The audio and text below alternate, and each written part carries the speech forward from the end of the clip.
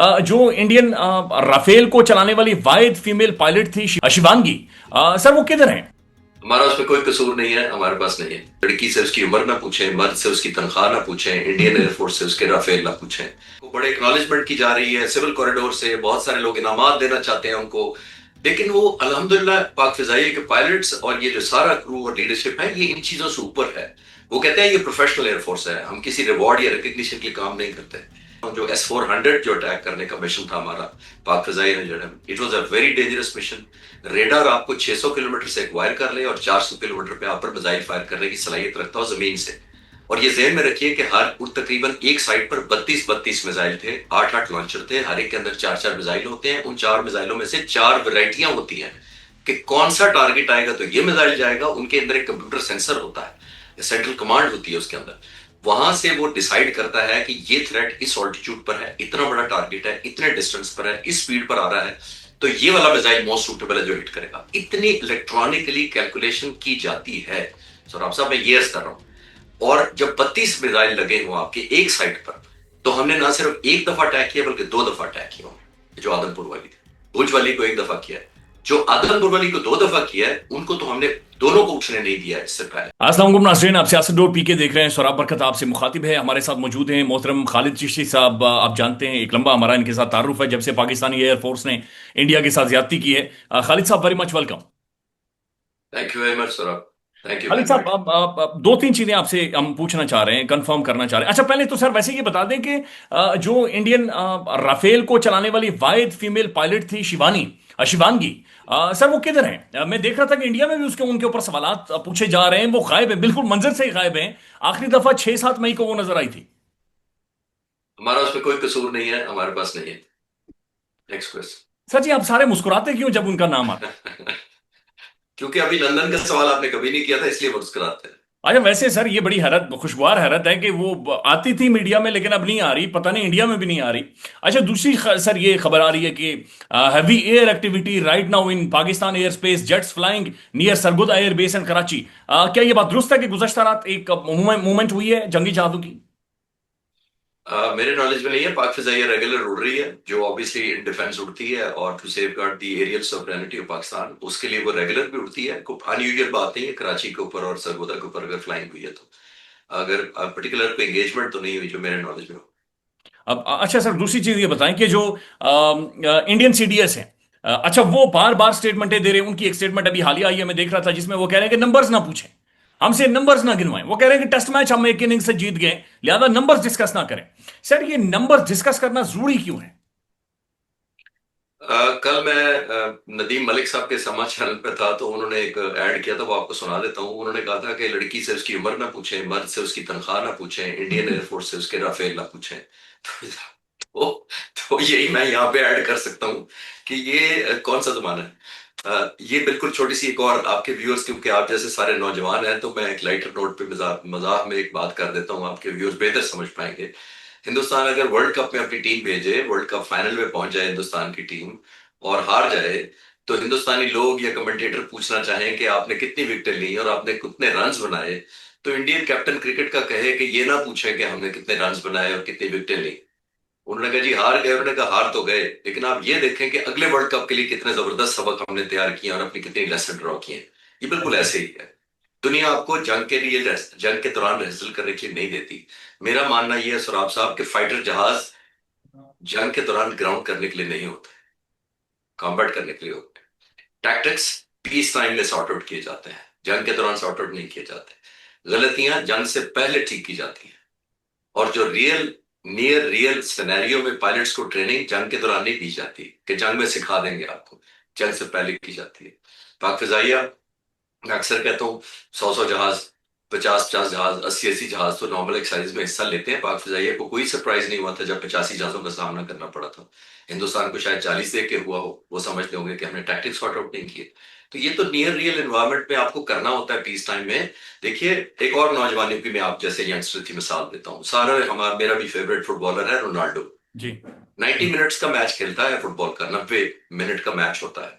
अगर आप कंप्यूटर से कैलकुलेट करें कि रोनाल्डो के पास बॉल बॉल जो फुटबॉल है वो कितनी देर रहा, तो वो 1.5 से 2 मिनट नहीं आता।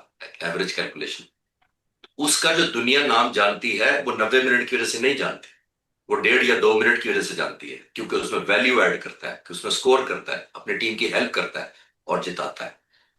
तो आप ये नहीं कह सकते दुनिया, रोनाल्डो ऐसे नहीं बन जाता। वो कई साल की ट्रेनिंग करता होगा पहले, जब तब जाके वो 1.5 या 2 मिनट को वैल्यू में कन्वर्ट करता है। जंग के दौरान, मैच के दौरान नहीं कहता कि मुझे थोड़ी सी प्रैक्टिस कर लेने दें, शायद मैं प्रैक्टिस करके अगले मैच में अच्छा खेलूंगा। जी। What a brilliant example sir, ये आपने बहुत सारी चीजें वादे कर दी हैं। अच्छा, एक और उनकी स्टेटमेंट है, तनकीद भी उन पर बहुत ज्यादा हो रही है। वो ये कह रहे हैं कि हमने तकरीबन 24 घंटों या 48 घंटों के लिए हमने अपनी तमाम तर एयरफोर्स ग्राउंड कर दी थी, और फिर हमने रीस्ट्रैटेजाइज किया, फिर रीथिंक किया, and then again we attack. ये स्टेटमेंट जाहिर आपने सुनी होगी, इसका मतलब क्या है? ये अभी मैंने ऑलमोस्ट उसका जवाब दिया आपको, कि जंगें जब जहाजों को ग्राउंड करने के लिए नहीं होती, जंगें जहाजों के टैक्टिक्स ठीक करने के लिए नहीं होती, जंगें अपने स्ट्रैटेजी इंप्रूव करने के लिए नहीं होती, और जंगें अपने नुकसानात या उनसे सीखने का टाइम नहीं होता। ये सब कुछ आपने पीस टाइम में करना होता है। जंग आपको मोहलत नहीं देती, दुश्मन बिल्कुल नहीं देता, और खासतौर पे जब आप ऑफेंसिव हो। ये जेब में रखिए, इनिशिएटिव आपके हाथ में था। 15 दिन तक हमें नारेबाजी करते रहे कि हम छोड़ेंगे नहीं, हम यूं कर देंगे, हम ये कर देंगे। हम्म। ऑफेंस का timings, location, intensity, concentration of force, surprise, ये सब कुछ हिंदुस्तान के हाथ में था। इसके बावजूद आप कहते हैं कि अच्छा हमने हमला किया, चॉइस भी हमारी थी, टारगेट भी हमारा था, प्लेस भी हमारी थी, टाइमिंग भी हमारे थे, लेकिन हम्म। टैक्टिक्स में गलती हो गई। बस करें यार। मैं समझ रहा था हिंदुस्तान इतना बड़ा मुल्क है, तो उसके साथ इक्वली ग्रेसफुल भी होना चाहिए मुल्क को। गैर आपसे संजीदा नहीं है। जंग लड़ी गई, नहीं जंग लड़ी गई तो बिहेव, अब तो ग्रेसफुली बिहेव कर लें और एक्सेप्ट कर लें। मेरी सजेशन है, ऑब्वियसली, लेकिन मेरी आवाज बड़ी पतली है और ज्यादा दूर तक जाती नहीं। जा रही है, आपकी आवाज जाती है। अच्छा खालिद साहब, ये बताएं, वैसे आपकी कम्युनिकेशन हुई है उन तमाम तर पायलट्स के साथ, एयरफोर्स के उन ऑफिशियल्स के साथ जो इस ऑपरेशन का हिस्सा थे? कुछ हद तक थी, जितनी होनी चाहिए थी। और क्या कह रहे हैं, उनकी बॉडी लैंग्वेज क्या, उनका एक्सप्रेशन क्या, आवाज का एक्सप्रेशन क्या उनका?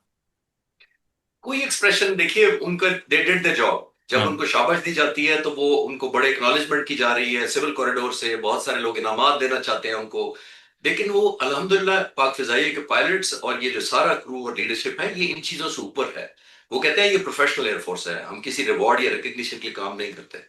जब उनको इवन बहुत शाबाश भी दी जाए तो वो कहते हैं कि ये this was in the line of duty, जो हमने ओ, किया है। We were train to fight, we were train to be real fighters in the air.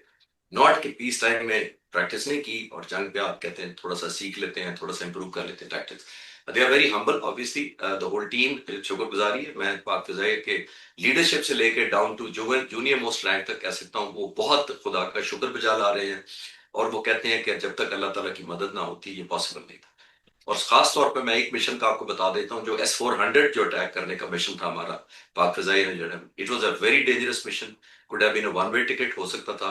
और सुइसाइडल ऑलमोस्ट नेचर का मिशन होता है इस तरह का, जिसका रेडार आपको 600 किलोमीटर से एक्वायर कर ले और 400 किलोमीटर पे आप पर मिसाइल फायर करने की सलाहियत रखता हो जमीन से। और ये ज़हन में रखिए कि हर तकरीबन एक साइड पर 32-32 मिसाइल थे, 8-8 लॉन्चर थे, हर एक के अंदर 4-4 मिसाइल होते हैं। उन 4 मिसाइलों में से 4 वैरायटियां होती हैं कि कौन सा टारगेट आएगा तो ये मिसाइल जाएगा। उनके अंदर एक कंप्यूटर सेंसर होता है, सेंट्रल कमांड होती है उसके अंदर। वहां से वो डिसाइड करता है कि ये थ्रेट इस ऑल्टीट्यूड पर है, इतना बड़ा टारगेट है, इतने डिस्टेंस पर है, इस स्पीड पर आ रहा है, तो ये वाला मिसाइल मोस्ट सूटेबल है जो हिट करेगा। इतनी इलेक्ट्रॉनिकली कैलकुलेशन की जाती है। सर आप साहब, मैं ये अर्ज कर रहा हूं। और जब 32 मिसाइल लगे हुए आपके एक साइड पर, तो हमने ना सिर्फ एक दफा अटैक किया बल्कि 2 दफा अटैक किया। जो आदमपुर वाली थी, भुज वाली को एक दफा किया है, जो आदमपुर वाली को 2 दफा किया है, उनको तो हमने दोनों को उठने नहीं दिया है इससे पहले। तो ये कमाल है पाक फिजाइया का, इनके शाइनों का, तमाम का। मैं सबका, मैं पायलटों का जब नाम लेता तो मैं हर दफा आपके प्रोग्राम में भी कहता हूँ कि एयर डिफेंस कंट्रोलर, इंजीनियर, सब लोगों का कमाल है कि एज ए टीम लड़े।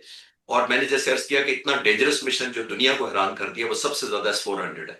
और आपको याद आ जाए, अगर मैंने उन दिनों सब चैनल्स पे कहा था, जब S-400 हिट हो गया तो मुझसे आप जैसों ने पूछा था, नौजवानों ने, कि अब क्या होगा। मैंने कहा या ये जंग बहुत ऊपर लेवल तक चली जाएगी या ये बंद हो जाएगी, क्योंकि S-400 ने कॉन्फिडेंस शेक किया था हिंदुस्तान का। और इतना डेयरिंग मिशन मैं नहीं समझता पिछले 50-100 साल में मुझे याद आ रहा हो किसी में इतना वन वे मिशन किसी ने इतना डेयरिंग किया हो कि आपने हिट किया हो। जी। अच्छा सर, दो चीजें मैं आपसे समझना चाह रहा हूं। एक तो जो इंडियन एयरफोर्स ग्राउंड कर गई थी, ये कितनी बड़ी विक्ट्री है पाकिस्तानी एयरफोर्स की। फिर प्रवीण स्वानी साहब ये बातचीत कर रहे हैं, इंडियन दिफाई दिफाई तज्जिया कार है कि पाकिस्तान इंडियन एयरफोर्स को 5 साल खाली सिर्फ सोचे, खाली सिर्फ इस चीज के ऊपर थिंक करे। और फिर सर बहुत सारा क्रेडिट चाइना को भी दिया जा रहा है। हमारे में देख रहा था joint chief of the staff ने कहा, उन्होंने कहा हमारी टेक्नोलॉजी थी, हमारे पायलट थी, हमारी एयरफोर्स थी, हमने असल में मारा है। What's your comment on it collectively? देखिए, इसमें कोई शक नहीं है, बहुत सारे लोग क्रेडिट दे रहे हैं जी। एक तो बहुत बहुत सीनियर जर्नलिस्ट हैं और बड़े पढ़े लिखे लोग हैं, मैं हैरान हो गया उनकी बात पर जब उन्होंने कहा कि जी चाइना के सैटेलाइट्स ने हिंदुस्तान के रडार जैम कर दिए और पाक फिजाइया के पायलटों से कहा जाओ हमला करो। इससे ज्यादा बेसलेस बात नहीं हो सकती। मैं इसीलिए आपको दोबारा कह रहा हूं कि मैं ऐसे नौजवानों का जो आपकी उम्र के वहां बैठे हैं उनका क्रेडिट मैं किसी चाइना को या किसी को भी नहीं लेने दूंगा। मैं अपनी एज अ हम्बल एडमायरर कह रहा हूँ पाक फिजाइया का, और having served for 30 over 30 years. मैं एक बात ये, दूसरा जो प्रवीण की आप बात कर रहे हैं वो बिल्कुल ठीक कह रहे हैं। हिंदुस्तान के एयर चीफ क्या कह रहे हैं 30 मई को, आज से 4 दिन पहले एक पब्लिक सेमिनार में कहते हैं you have to be now ready to be future ready. Hmm. ये भाईजान कब आपको ख्याल आया है चीफ मार्शल साहब कि you have to be now ready to be future ready? ये आपको कुछ अरसा पहले अप्लाई करना था। You can not be now ready to be future ready. जब जंगें जैसे मैंने पहले भी शुरू में आपको अर्ज किया कि जब जंगें सर पर थोपी जाती हैं उस वक्त नहीं आप तैयारी करते। यू गॉट, और पाक फिजाइया की तरफ से मैं आपको कंफर्म कर सकता हूं उनका और फिजाइया का एयर चीफ क्या कहता है एपी सिंह। एपी हम्म। सिंह ने कहा कि जब हम कॉन्ट्रैक्ट साइन करते हैं किसी प्रोजेक्ट का, जहाज का, मिसाइल का, तो हमें साइन के वक्त पता होता है कि जो टाइमलाइन लिखा है ये रियलिस्टिक नहीं है, ना ये मीट होना है। Look at the confidence.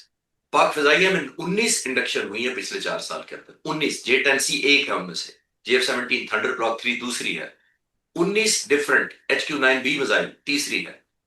मैंने तो देखा है वो सारी टाइम से पहले डिलीवर हुए, वो टाइम से पहले ऑपरेशनलाइज किए गए, मोस्ट ऑफ एक्सपेक्टेड डिलीवरी या एक्सपेक्टेड ऑपरेशनलाइजेशन की जो डेडलाइन थी उससे पहले पाक फिजाइया ने टाइमलाइन अचीव किया। क्यों? क्योंकि लीडरशिप के ज़हन में अर्जेंसी थी। और मैं अल्लाह ताला का शुक्र अदा करता हूं कि लीडरशिप को अल्लाह ताला ने विजन दी कि टाइम से पहले किया। अगर ना किया होता तो आप देखते खुदा ना खास्ता नतीजा कुछ और हो सकता था। जो रशिया रशिया में जो जो अटैक हुआ है, यूक्रेन ने जो किया है, ये बिल्कुल ये दुनिया को हिला गया है। पूरी दुनिया इसके ऊपर चीख रही है, लिख रही है। ये तो बड़ा सीरियस हिट कर गया है रूस के अंदर जाकर। वो वाले जंगी जहाज भी थे जो कि एटमी हथियारों को ले जाने के काबिल थे। How you see this? मैं रिलेट कर पाऊंगा, मैं उन अपने स्टैंड से या मैं अपनी गुजारिशात जो करता रहा हूं पिछले दिनों में, मैं ये कहता रहा हूं जब मुझसे सवाल किए जाते थे कि इंडिया के ड्रोन्स या डिफरेंट वेपन्स पाकिस्तान में कैसे पेनिट्रेट हो गए, हाँ, तो हाँ।